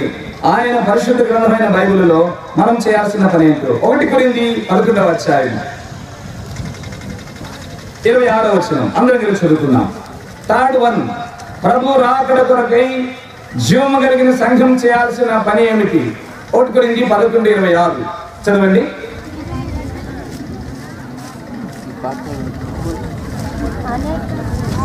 మీరు తిని పాత్రలోని త్రాగునప్పుడల్లా ప్రభు వచ్చు వరకు ఆయన మరణమును ఆచరించండి. 3వ పని, ఆయన సువార్తను, మరణమును, జననమును, జీవితాన్ని ప్రకటన చేయాలి. నాకు ఎవ్వరూ నేర్పించలేదు. ఒకరోజు సత్తెనపల్లిలో వ్యాన్లో సువార్త ప్రకటన నాకు ఇచ్చాడు మైక్ దేవస్థానానికి. సువార్త చెప్పు అన్నాడు. ఏందో చెప్పానండి. నాకు సువార్త చెప్పడం అప్పటికి ఏమి తెలియదు, ఇప్పటికేమి తెలియదు. ఏందో చెప్తే వ్యాన్లో మైక్ తీసుకున్నాడు. నా మైక్ లాక్కున్నాడు. ఆయన నా పక్కనే ఉన్నాడు. మైక్ లాక్కుని అన్నాడు, ఏ భేదం లేదు, అందరూ పాపం చేసినారు. పాపులు ఎవరు అన్నాడు. పాపులు ప్రపంచమంతా పాపం. పాపం వల్ల జీతం ఏంటి? మరణం తప్పించేది ఎవరు లేరు. ఒక ఆయన మరణం గెలిచిన యేసు ప్రభు. ఆయన నమ్ముకో, పాపక్షమాపణ పొందుతావు, శాంతి పొందుతావు. ఇటు చెప్ప సువార్త అన్నాను. సువార్త గుంటూరు జిల్లాకి నేర్పించినాడు. రాయలసీమ ప్రాంతంలో బర్మ జోసెఫ్ గారు ఎట్లాగైతే సువార్తకి సింహం లాంటి ఆయన బర్మ జోసెఫ్ గారు, ఆయన ఆ ప్రాంతంలో సువార్తకి సింహంలాగా సువార్త పని చేయించినాడు. గుంటూరు జిల్లాకి మంచి సేవ, సువార్త పరిచయం నేర్పించినాడు. గుడి ముందు ఒకరోజు వాక్యం చెప్పి ఆయన వెళ్ళిపోయినాడు. వేమవరం అనుకుంటా, గుడి ముందు వాక్యం చెప్పి వెళ్ళిపోయినాడు. ముందుకి గుడి ముందు వాక్యం చెప్పి వెళ్ళిపోతే వెనకాల మేము స్వార్థలు ఇస్తా పోతున్నాం. ఏందయ్యా ఆయన ఏమి చెప్పిపోతున్నాడు, ఉండు పట్టుకో, నా చేయబట్టుకున్నాను గట్టిగా. ఆయన ఏమి చెప్పిపోతున్నాడు, ఉండు అని చేయబట్టుకున్నాడు. పట్టుకుని రా నా ఉండిలో ₹1 పట్టుకున్నాడు. చెయ్యి వదలతల్లా, నన్ను ఊళ్ళో నుంచి వచ్చి వదలతల్లా. ఇదేనా నా చేయబట్టుకు లాగుతున్నావు, నువ్వు వదలలేదు నన్ను వదల. ఆయన ఏంది చెప్పిపోతున్నాడు, వేగంగా ఆయన చెప్పిపోయినాడు. ఆయన చెప్పాడంటే అందరిని రోషం కొట్టాల్సిందే, హెచ్చరిక రావాల్సిందే, గుండెకి గాయం అవ్వాల్సిందే. ఆయన చేసి నాకు నన్ను పట్టుకుంటే 2 ఆడోళ్ళు వచ్చినారు. వెంటనే వదలతల్లా ఉండి దగ్గర తీసుకుపోతున్నాడు. ₹1 ఉండిలో అంటున్నాడు. 2 సిస్టర్స్ వచ్చి వదలండి అబ్బాయిని వదలండి. ఆయన చెప్తే ఆయన అడుగు పోయి ఈయన ఎందుకు పట్టుకున్నారు, వదలండి వెనక వదిలేస్తున్నాడు. ఇంకా దొరికింది ఛాన్స్, నేను దాటిపోయినాను. సువార్త చెప్పు, మరణం గురించి చెప్పు, టైం దొరికితే ప్రభు గురించి చెప్పు, ఇంట్లో వాళ్ళకి చెప్పు. ఫ్యామిలీ అనేది మనకు మంచి ఆశీర్వాదకరమైన సంస్థ. ఆ ఫ్యామిలీలో మన హృదయంలో యేసు ప్రభు ద్వారా పంచుకోవచ్చు. యేసు ప్రభు నన్ను ఇలా దీవించాడు, మీరు కూడా యేసు ప్రభు నమ్ముకోండి. మీ భర్తకి చెప్పండి, భార్యకి చెప్పండి, బిడ్డలకి చెప్పండి. ఆయన మరణం గురించి, జననం గురించి, జీవితం గురించి. ఈరోజు నేను ఎక్కడ సువార్త చెప్పినా యేసు ప్రభుని గురించే చెప్తా, ఏ విగ్రహం గురించి నేను చెప్తాను. ఎవరైనా సేవకులు ఇలా చెప్తుంటే ఎక్కడన్నా ఉందా బైబిల్లో? 1 పేతురు 2వ అధ్యాయం చూడొద్దు. ఆయన చీకట్లో నుంచి ఆశ్చర్యకరమైన వెలుగులో తెచ్చినాడు. దేనికి తెచ్చినాడు? మనల్ని పిలిచిన వాని గుణాతిశయములను అంతే చెప్పాలి. ఇంకేం చెప్పడానికి? పిలిచిన వాని గుణాన్ని చెప్పాలి, యేసు ప్రభు గుణాలు చెప్పాలి. ఆయన వెళ్ళిన తర్వాత పూర్ణచంద్రరావు గారు సువార్త శాంతిగా చెప్పండి, ప్రేమతో చెప్పండి అని దేవసాంకులు వెళ్ళిన తర్వాత మా గుంటూరుకి వచ్చిన వాళ్ళు పూర్ణచంద్రరావు సాఫ్ట్గా చెప్పండి, యేసు ప్రభు గురించి చెప్పండి, శాంతి ఇస్తున్నాడు, ప్రేమతో చెప్పండి అని ఆయన చెప్పాడు. నాకు బాగా మళ్ళా అంకులు వెళ్ళిపోయిన తర్వాత ఆయన రఫ్, ఈయన సాఫ్ట్ అనమాట. దేవసాంకులు రఫ్గా చెప్పేవాడు సువార్త, ఈయన సాఫ్ట్గా పోయేవాడు. ఇది కూడా నాకు నచ్చింది, నిజమే ఇలా చెప్పాలని చెప్పి. అయితే ఆ విధంగా అప్పటి నుంచి ఇప్పటికి కూడా ఈ ప్రేమగల నాథుని యొక్క స్వరం మనం ఇతరులకు పంచుకోవాలి. ఇక్కడ కూర్చున్న వాళ్ళు చాలా మంది మారు మనసులేని ఉంటారు. ఈ రోజు కొంత వింటారు, ఇంకొచ్చే రోజు కొంత వింటారు, ఇంకో రోజు కొంత వింటారు. అలాగే మా నాన్న ఎన్నో చెప్పాడు, మా అమ్మ చెప్పింది. అలాగే మీరు తండ్రులుగా మీ బిడ్డలకి, భర్తలకి చెప్పుకోవాలి. కూర్చోబెట్టి మీరు పొలం వెళుతున్నారు కదా, నా మాట వినండి, చిన్న ప్రార్థన చేస్తాను. పొలంలో విత్తనాలు దీవించబడతాయి అంటే ఏం ప్రార్థన? మన ప్రార్థన నేను అట్లా అనవాకండి, మీరు అట్లా అనవా. యేసయ్య దీవిస్తాడండి, మన పంట దీవిస్తాడు, చిన్న ప్రార్థన చేస్తాడు. అట్లా ప్రేమతో ఎన్నో తరుణాలు ఇస్తాడు దేవుడు. డైరెక్ట్గా యేసు ప్రభు నమ్ముకుని కూర్చో, యేసు ప్రభు మాట చెప్తా కూర్చో అంటే ఆయన కూర్చోడు. నువ్వు గట్టి కూర్చోమని పెళ్ళిని ఒకటి కొడతాడు. అట్ట సువార్త చెప్పకూడదు. ఆయనకి అనుకూలమైన విధానంలో, అట్లానే భార్యకు అనుకూలమైన విధానంలో, పిల్లలకు అనుకూలమైన విధానంలో అలాగే అనుచరుడు. ఒక ఆయన ఈ మందిరంలోకి వస్తున్నావు, సువార్త ఎప్పుడైనా చెప్పావా? అసలు నువ్వు ఎన్ని సంవత్సరాల నుంచి వస్తున్నావు, ఎవరికైనా సువార్త చెప్పావా అని రోషం పుట్టించాడంట. ఇక ఆయన లేదు, మంగళాయన అంట. ఆయన ఇక లాభం లేదు, ఈ పాస్టర్ గారు పొద్దుగూకులు రోషం నన్ను రెచ్చగొడుతున్నాడని ఆయన పొద్దున లేచి ఒక ఆయన సువార్త చెప్పడానికి ప్రయత్నం చేసినాడు. వెళ్ళి ఆయన ఇంటికి వచ్చినాడంట ఒక ఆయన, ఏదో చేయించుకోవడానికి. ఆయనతో అన్నాడంట, సార్ బాగున్నారా సార్ అంటే బాగున్నారన్నంట. ఎప్పుడన్నా నీ మరణం గురించి ఆలోచన చేసినావు అనగానే ఆయన కత్తి నూరుకుంటున్నాడు. ఇట్లా ఈయనేమో గడ్డం దడిపి రెడీ చేసినాడు, కత్తి నూరుకుంటున్నాడు. ఈయన వెనక్కి చూసినాడు, ఏంటి మరణం చెప్తే కొత్త పక్కన నూరుకుంటున్నాడు. ఇక ప్రశాంతంగా లేచి వెళ్ళిపోయాడు. అలాగా ఉద్రేకపూరితమైన స్వార్థ కోరడలేదు దేవుడు. చెప్పబోయే ముందు ఎంతో ప్రేమతో తమాయించుకుని ఎలా చెప్పాలో, ఎలాగా పంచుకోవాలి.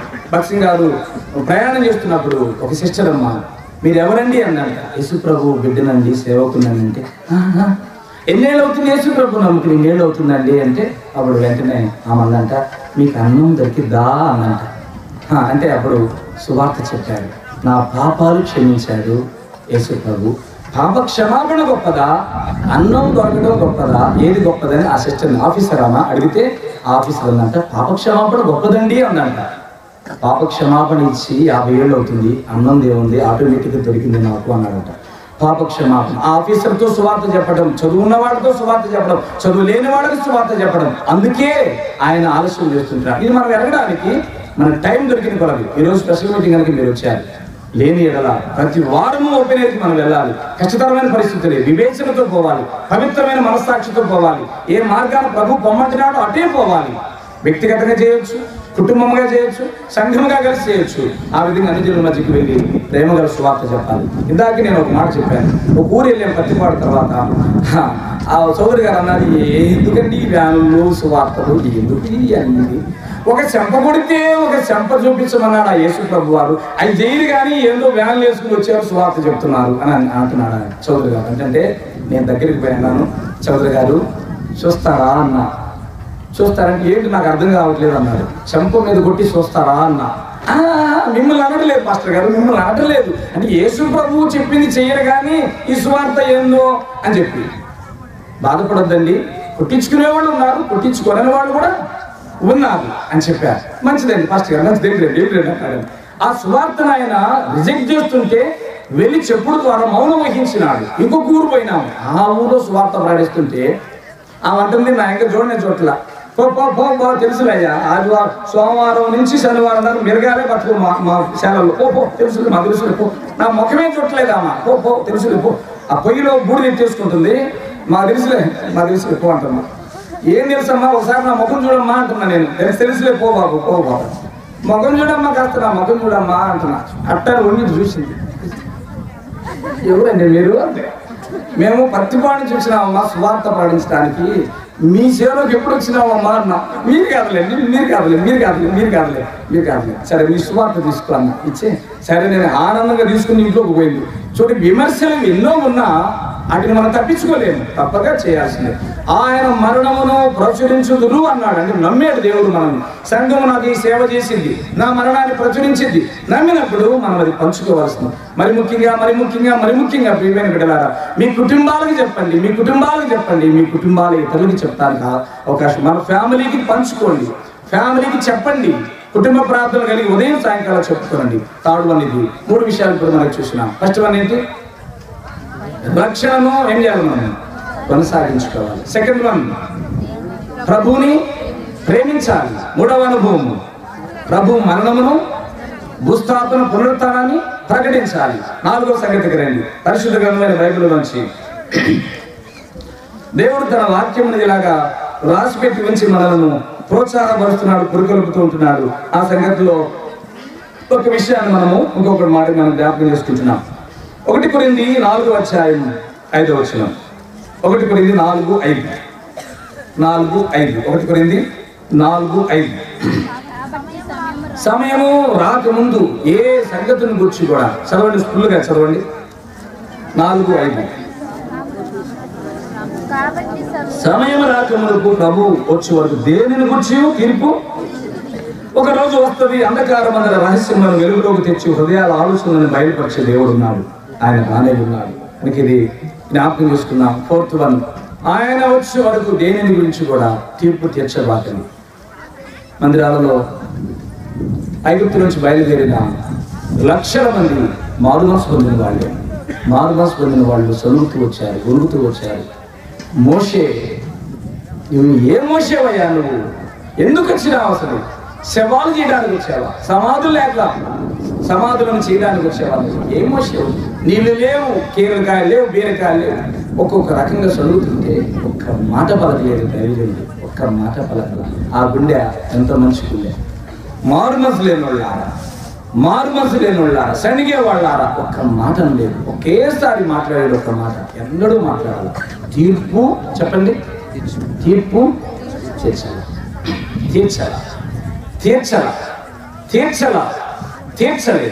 ఎన్ని పొరపాట్లు వాడు చేసినారు. ఒక విశ్వాస అయిన జీవితానికి భర్తను భరించుకోవాలి, తీర్పు తీర్చకూడదు. భార్యను భరించుకోవాలి, తీర్పు తీర్చకూడదు.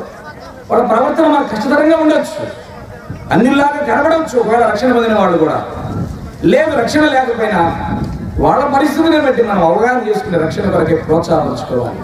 4వ అనుభవం, తీర్పు తీర్చే అనుభవం ఉండకూడదు. తీర్పు తీర్చకుడి, అప్పుడు మిమ్మల్ని గురించి తీర్పు తీర్చబడదు. వచ్చుకుంటా. నేను మీతో వాక్యం చెప్తున్నానండి.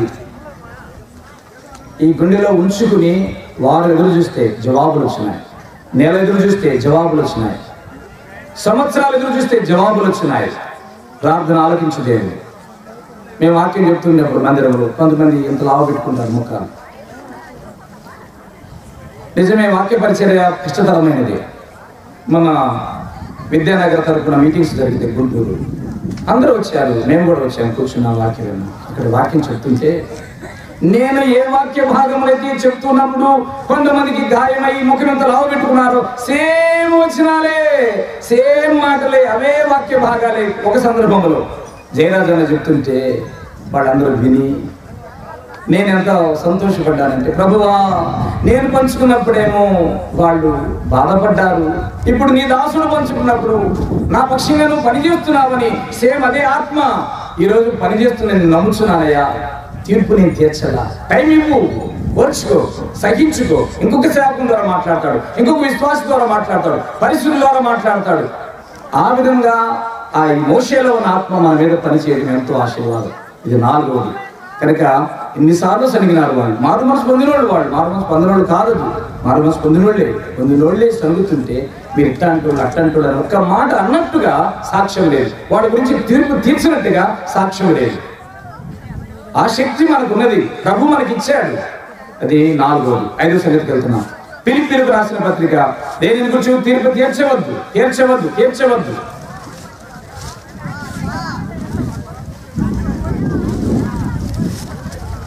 బక్సి గారిని ఒక ఆయన ఇట్లా అన్నాడంట, తెలుసులే, మాకు తెలుసులేండి, ఒక సూట్ కేసుతో పోతాడు, 4 సూట్ కేసుతో ఇంటికి వస్తాడు, తిరిగి వస్తాడు. ఓ సూట్ కేసుతో పోతాడంట అమెరికా, 4 సూట్ కేసులు 2 సూట్ కేసుతో వస్తాడు. కొద్ది రోజులకి ఈ 4 గంట నోరంతా వాసన, ఇంకా నోరంతా ఇంకా మాట్లాడలేదు. బక్సింగ్ గారు, ప్రభువా నేను ఒక సూట్ కేసుతో వెళ్ళి 2 సూట్ కేసులతో రాగలిగితే ఎప్పుడో ఎట్లా ఉండేది కాదు, మీరే జ్ఞాపకం చేసుకుని ప్రార్థన చేసినారంట. అయితే తర్వాత ఒకరోజు అంకుల్ని కలవటానికి అపాయింట్మెంట్ తీసుకుంటే, ఎందుకు బ్రదర్ దగ్గరికి వచ్చిన, బ్రదర్ అన్న దగ్గరకు వస్తుంటే, ఏంటి బ్రదర్ అంటే, నన్ను క్షమించండి బ్రదర్, క్షమించండి బ్రదర్ అంటే, ఆయన అన్నాక ఎప్పుడో క్షమించిన, నేను ఎప్పుడో క్షమించిన. హాస్పిటల్లో ఆ బిడ్డ బెడ్ మీద ఉన్నప్పుడు ఈయనకి చెప్తే అంకుల్కి వెళ్ళి ప్రార్థన చేసినాడంట, ప్రభువా నోరంతా నాలుకైపోతే ఎట్లా మాట్లాడతాడు, ఎట్లా తింటాడు, క్షమించగా, ఆదరించగా, ధైర్యపరచని ఆయన కొరకు ప్రార్థన చేసి ఆయన క్షమించిన. తీర్పు తీర్చాలి. భర్తలను అలా చూసుకో, భార్యను అలా చూసుకో, తీర్పు తీర్చబాక, ఓర్చుకో. పరిశుద్ధాత్మ దేవుని శక్తి పొందు, తొందరపడబాక. అది ప్రభు రాత్రి సిద్ధపడే లక్షణం. ఒకవేళ తీర్పు తీర్చిన క్షణంలోనే ప్రభు వస్తే ఇంకా ఎక్కువ వివరం చెప్పండి దాని గురించి. ఫిలిప్పీ పత్రిక 4వ అధ్యాయం 6వ వచనం, 4:6. పైన నేను 4వ వచనం చదువుతున్నా, 5వ వచనం, 2వ వచనం నేను చదువుతున్నాను. ఎల్లప్పుడూ ప్రభువునందు ఆనందించుడి, మరలా చెప్పుతున్న ఆనందించుడి, మీ సహనం సకల జనులకు తెలియబడినది. ప్రభు సమీపంగా ఉన్నాడు. దేనిని గురించి, ఇప్పుడు మీరు చదవండి, దేనిని గురించి చింతపడకుడి, కానీ ప్రతి విషయంలో ప్రార్థన విజ్ఞాపన చేస్తాను, కృతజ్ఞతాపూర్వక మీ విన్నపాలు దేవునికి. ప్రభు సమీపం ఉండగా మనం చేయాల్సింది ప్రార్థన. దేనిని గురించి ఏమవద్దు, చింతపడదు. సమస్యలు ఉన్నాయి, ఇరుకులు ఉన్నాయి, ఒంటరి జీవితంలో సమస్యలు, కుటుంబంలో సమస్యలు, అలాగనే సంఘంలో ఇరుకులు ఉన్నాయి, అలాగనే మనం ఉద్యోగం చేసే స్థలాల్లో అన్ని జనుల మధ్య ఇరుకులు ఉన్నాయి. ప్రార్థనే చేయండి. ఆ ప్రార్థనే జవాబిచ్చేసింది. అంతే. మనం ఆవేశపడి తీర్పులు తెచ్చుకుని మాట్లాడుకోవాల్సిన పని లేదు, సాటుగా రహస్యాలు ప్లాన్లు వేయాల్సిన పనేమి లేదు. ప్రభు సమీపం నాడు, దేనిని గురించి చింత పడకు. ఇక్కడ కూర్చున్న సేవకులలో ఎవరికన్నా 1-2-3 నా సంగతి తెలిసిన వాళ్ళకి తెలుసు. నా జీవితంలో నా సేవకు సాగించిన వచనాలు 2 వచనాలు. 1 ఈ వచనం, దేనిని గురించి చింతపడవద్దు. 2వది లోకాసు వార్త 6లో ఉండింది, ఎట్టి మనుషుని గురించి ఏమో నిరాశ చేసుకునవద్దు. ఈ మధ్య కాలం 3వది యాడ్ అయింది నాకు, దానికి తోడుగా ఎట్టి పరిస్థితిని గురించి కూడా నిరాశ చేసుకునవద్దు.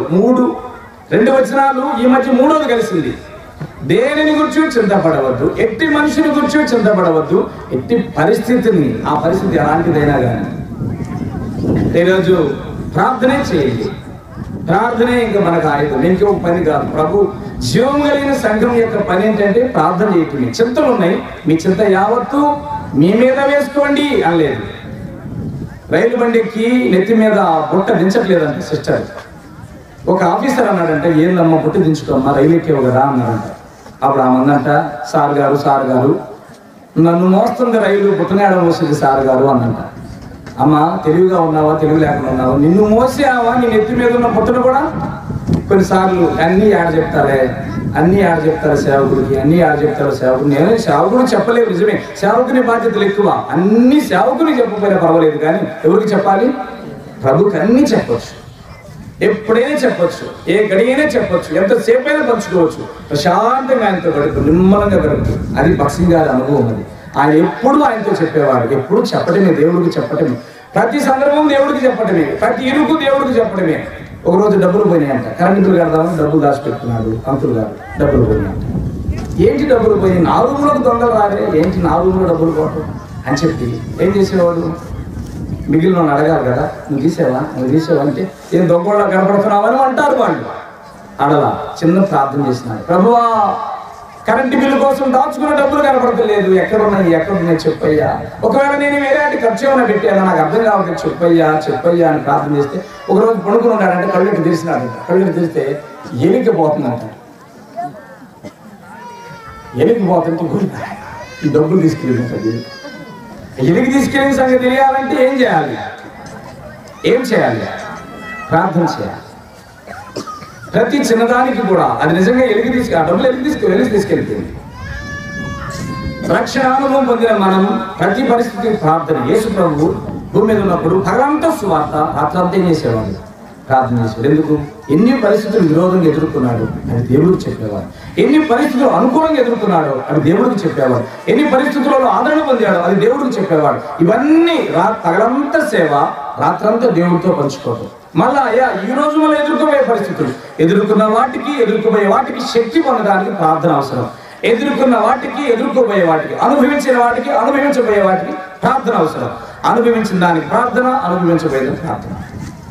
బిల్లీ గ్రాహం గారు, నా జీవితంలో గొప్ప సేవ నేను చేసినానంటే మూడు పాయింట్లోనే 3 అనుభవాలు నాకు. ఆ 3 అనుభవాల వల్ల ఇంత సేవ జరిగిందని చెప్పినానంట. ఫస్ట్ అనుభవం ప్రార్థన, రెండవ అనుభవం ప్రార్థన, మూడవ అనుభవం ప్రార్థన. అయిపోయింది. 3 అనుభవాలతో ఆయన గొప్ప సేవ చేసినారు. ఎన్ని సంగతులు తెలుసుకున్నాం ఇప్పుడు? చివరిగా ఒకటి చూద్దాం. మత్తయి సువార్త 24వ అధ్యాయం 44వ వచనం. 24:44. 24వ అధ్యాయం 44వ వచనం చదవండి. 24:44.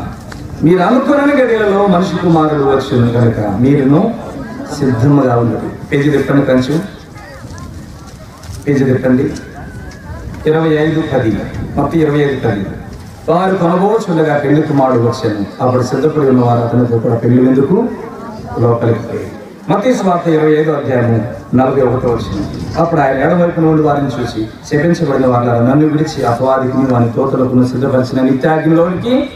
ఈ మాట నేను చదవాలని ఇష్టపడుతుంది. ఏమండి? నన్ను విడిచి వెళ్ళిపోండి, నన్ను విడిచి వెళ్ళండి. యేసు ప్రభుతో ఉండి కూడా సిద్ధపడలేకపోయినారా? సేవకులతో ఉండి కూడా సిద్ధపడలేకపోయినారా? సంఘంతో ఉండి కూడా సిద్ధపడలేకపోయినారా? ప్రభు కొరకై సిద్ధపడండి. వాళ్ళు అప్పుడు దాకా ప్రభుతోనే ఉన్నారు, సిద్ధపడాల. అప్పుడంటే నన్ను విడిచి అపవాదికి వారి దూతలకు సిద్ధపరిచిన అగ్నిలోనికి పోవుడి అన్నాడు. ప్రభుతో ఉండి కూడా సిద్ధపడలేకపోవటం ఏంటి? మోషేతో ఉండి సిద్ధపడలేదంటే మానవుడు, అపోస్తులతో ఉండి సిద్ధపడలేదంటే మానవుడు. ప్రభుతో ఉండి కూడా సిద్ధపడలేదా అంటే ప్రభు శాతగాని వాడా? ప్రభు శక్తి తక్కువ కనుక వాళ్ళలో భయం లేదు, దైవభక్తి లేదు, భయభక్తులు లేవు కనుక వాళ్ళు తయారు కాలేదు. తయారైన వాళ్ళు, సిద్ధపడిన వాళ్ళు లోపలికి వెళ్ళారు, తయారవన వాళ్ళు వెలపటి వెళ్ళిపోయినారు. ఇదే పరిస్థితి రాకూడదండి. ఆయనతో ఉండి వెళ్ళిపోండి అన్నాడు. మీరు వెళ్ళిపోండి, నాతో ఉండి మీరు సిద్ధపడాలా, నాతో ఉండి మీరు తయారు కాలా, నా మాటలు విని తయారు కాలా. ఎందుకు తయారు కాలేదంటే లోకాసు వార్త 16వ అధ్యాయంలో ఒక మాట ఉంది. ధనవంతుడితో చెప్తాడు. ఆయన లాజరు వచ్చి వాక్యం చెప్పాలని కోరుతున్నాడు ధనవంతుడు. లేదు లేదయ్యా, భూమి మీద మోషే ప్రవక్తలు ఉన్నారు చాలు అంటే అప్పుడు అంటాడు ధనవంతుడు, మోషే ప్రవక్తలు చెప్పినవి మా వాళ్ళు వినరండి, మా వాళ్ళు కాస్త హైటెక్ వాళ్ళు కొంచెం వేరే వాళ్ళే, మాది వేరులేండి, మేము వేరైన వాళ్ళము, అట్లాంటి వాళ్ళు చెప్తే వినము, మేము వేరులేండి, లాజరు వెళ్తేనే వింటారు అని అంటున్నాడు అతను. అప్పుడు ప్రభు అన్నాడు, మోషే ప్రవక్తలు చెప్తే వినని వాళ్ళు, మృతుల్లోంచి తిరిగి లేచిన వారిలో ఒకడు వెళ్ళి చెప్పినా వినడు అని చెప్పారు. యేసు ప్రభు చెప్పినా వినలా వాళ్ళు. నిజంగా మోషే ప్రవక్తలు, మీకు సమీపంలో ఉన్న సేవకులు, అందుబాటులో ఉన్న సేవకులు, దగ్గరలో ఉన్న సేవకులు చెప్పిన మాట మీరు వినకపోతే దేవుడు వచ్చి చెప్పినా వినరు. ప్రవక్త చెప్పిన మాటకి భయపడిపోయినాడు, గడగడలాడినాడు దావీదు. నువ్వు పాపం చేసిన వనంగా లేచి ఆ కాళ్ళ మీద పడిపోయినాడు, ప్రవక్త కాళ్ళ మీద పడ్డాడు, నన్ను క్షమించు పరిహరించు అని అడిగినాడు. ఓ లేదు, నీ పాపం క్షమించినాను, అయితే శిక్ష వస్తుంది నీకు చేసినందుకు. అది కూడా ఎందుకు వస్తుందంటే, పాపం చేసినప్పుడు దేవుడు ఎంత బాధపడ్డాడు, నువ్వు అంత బాధపడాలి, పో నీ పాపం పరిహారం. ప్రవక్త చెప్తే విన్నాడు, దేవుడు వచ్చి చెప్పలేదు. యేసు ప్రభువు ఇస్కరియోతులాగా చెప్తే వినలేదు. ప్రవక్త చెప్తే విన్నాడు దావీదు, యేసు ప్రభు వచ్చి ఇస్కరియోతులాగా చెప్తే వినలేదు. అట్లా యేసు ప్రభుతో ఉండి కూడా తయారు కాలేదు. అది జరగకూడదండి. సిద్ధపడలేదు. సిద్ధపడి ఉన్నవారు లోపలికి వెళ్ళారు.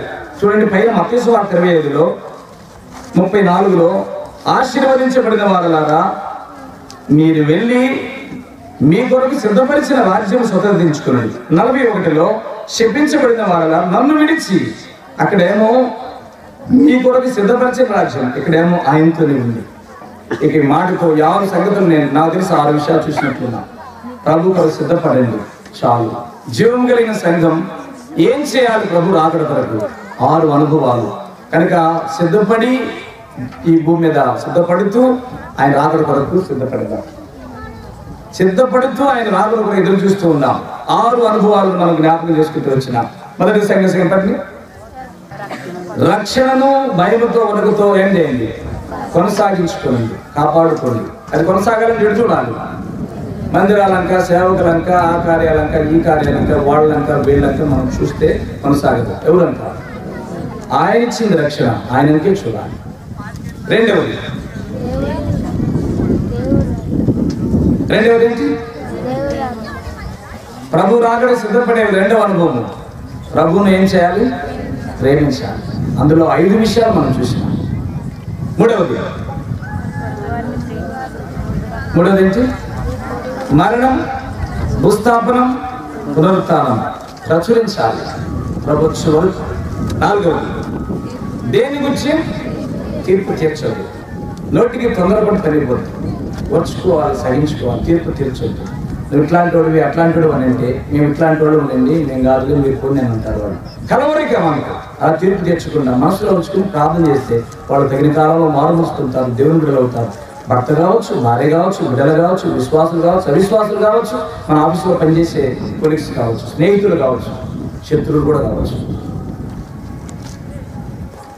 5వది చెంతొద్దు. ఉన్న ఇబ్బందులు తెలుసు, అన్ని ఎప్పుడు చెప్పాలి? ప్రభుకే చెప్పండి, ప్రభుతో పంచుకోండి, గంటల తరబడి గడపండి, ఆయనతో చెప్పుకోండి.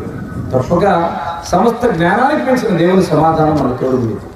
లాస్ట్ 6వది ప్రభు రాకడ కొరకు ఏమో వాళ్ళ సిద్ధపడుతుంటే, ఇక్కడ ఉన్న మాటలో ఒక మాట మెలకువగా ఉండుడని చెప్పినాడు. ఇక్కడ సిద్ధపడడం చెప్పి వాళ్ళు ఎంత మెలుకున్నారంటే ఆ మెలుకుల గురించి, అదే మత్తయి సువార్త 25వ అధ్యాయంలో జస్ట్ ఆ మాట మీకు టచ్ చేసి క్లోజ్ చేద్దాం. మత్తయి సువార్త 25వ అధ్యాయం 24వ అధ్యాయం 24వ అధ్యాయంలో మెలకువగా ఉండుడి. ఆ మెలకును గురించి ఆయన మనకి తెలియపరుస్తున్నాడు. ఎప్పుడు వచ్చునో మనకు తెలియదు కనుక. 42వ వచనానికి రండి. 42 కావున ఏ దినమున మీ ప్రభు వచ్చునో మీకు తెలియదు కనుక మెలకువగా ఉండుడి. ఎట్లా ఉండాలి? సిద్ధపడి మెలకువగా ఉండాలి. సిద్ధపడుతూ మెలకువగా ఉండాలి. ఎప్పుడు వస్తాడో. ఈ మెలకువ అనేది ఒక కావలవాని మెలకువలాగా అంతగానో శ్రేష్టమైనది. కావలవాని బాధ్యత తక్కువ, కానీ ప్రభు రాకడ ఎదురు చూసేవాని మెలకువ ఎక్కువ. ఇంకా దాని గురించి వివరించలేదు. కాబట్టి దేవుడి రాత్రి వేళ ఈ చిన్న గ్రామంలో మనకి శబ్దం వినిపిస్తున్నాడు. ప్రభు రాకడ కొరకు సిద్ధపడదాం. ప్రభు రాకడ కొరకు సిద్ధపడుతూ మెలకువగా ఉందాం. ఎప్పుడు వస్తాడో, అర్ధరాత్రి వస్తాడో మెలకువగా ఉందాం. తర్వాత ప్రొద్దుగుంకినప్పుడు అర్ధరాత్రి తెల్లవారుజాము కొడుకున్నప్పుడు తెల్లవారినప్పుడు ఎప్పుడు వస్తాడో తెలియదు కనుక ఏ గడియన వచ్చినా మెలకుగా ఉందాం. ఒకవేళ ఆయన వచ్చినప్పుడు మనలో లోపాన్ని సడన్గా చూసినాడంటే ఇంకా మనం సిద్ధపడలేము. భక్ష్యాంకులు ఏ ఊరు వెళ్ళినా జస్ట్ నేను వస్తున్నానని ఇంటిమేషన్ ఇస్తారు. ఒక ఊరు సడన్గా సేవకురాల దగ్గరికి అట్లా ఎంటర్ అయినాడంట. ఒక మనిషి ముందు గాడ్సరుని పంపించాడు, వస్తున్నానని చెప్పింది. ఆ లోపల సేవకుడు ఏమో గుర్రు నిద్రపోతున్నాడంట. సేవకురాలు ఏమంటే తలకు పోసుకుని ఆ ఫ్యాన్ కింద ఆ జుట్టు అంతా ఆరబోసుకుంటా ఉందంట. వెంటనే అన్న భక్ష్యం గారు వస్తున్నారు ఆ కారణంగానే అమ్మో ఇక ఆమె లేచింది పైకి, ఇల్లంతా అటు ఇటు పరిగెత్తింది. ఆ బట్టలు, బాత్రూంలో బట్టలు, ఎక్కడెక్కడికి వేస్ట్ అంత ఉందో పక్కన పెట్టేసింది. ఆయన లేచినాడు, గురుకు పెట్టి ఆయన పైకి లేచినాడు. ఆయన ఎదురు చూస్తా రెడీ అయ్యి ఒకవేళ ఆయన కోసం ఒక్క దైవజనం రావడానికి మన ఇల్లు ఎంత తయారు చేస్తుంటే ఎవరు రాబోతున్నారు? త్వరలో ఎవరు రాబోతున్నారు? ప్రభు రానయ్యన్నాడు కనుక అప్పటికప్పుడు అట్లా తయారైతే అయ్యేది కాదు. గ్రాడ్యువల్గా సిద్ధపాటు ఎప్పుడు, ప్రతిరోజు, ప్రతి వారం, ప్రతి నెల ఎంతవరకు తయారవ్వాలో తయారు కాదు. ప్రభుత్వం మనకి సహాయం చేయడం, దీవించుగా, ఆదుకున్నగా.